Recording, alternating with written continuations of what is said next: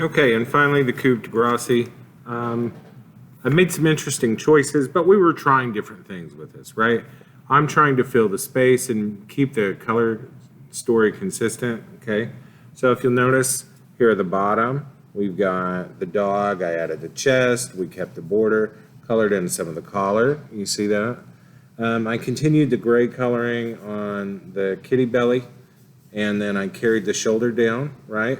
And then of course I added some green, some varying shades of green, you know, just to fill the space back there, right? And then of course I added, well, and now here's the thing. Let me explain.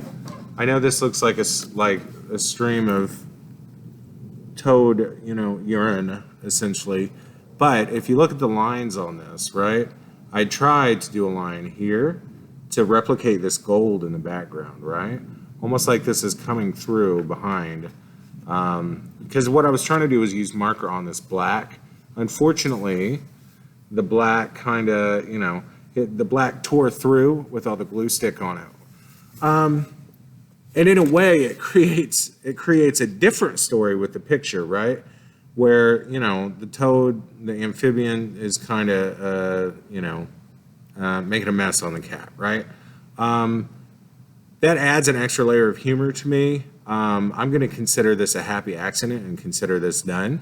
I wouldn't normally say, hey, you should go for something like this, but it feels pointed, right? Anyway, I'm going to try to do a few more flourishes using marker just to make that maybe look a little less, you know, childish or excretory, I should say. And then we're going to see what we can do after that, right? So theoretically, I could go back over it with a black marker. I'm using one of these praying markers, right?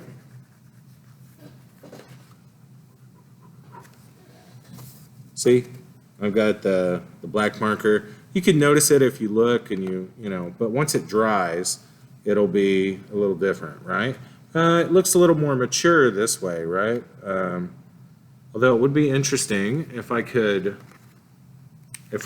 you know, perhaps do something like a little crown, you know, under the frog, right? That way it's like a little tiara with a frog on top. Anyway, this is me. I like loyalty and I like dogs. I like bread products. I consider myself kind of like a cat.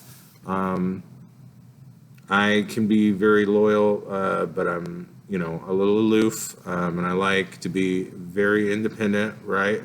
And I like to act like I don't need people, even though most of the time I get myself into problems that I can't get out of without other people's help, right?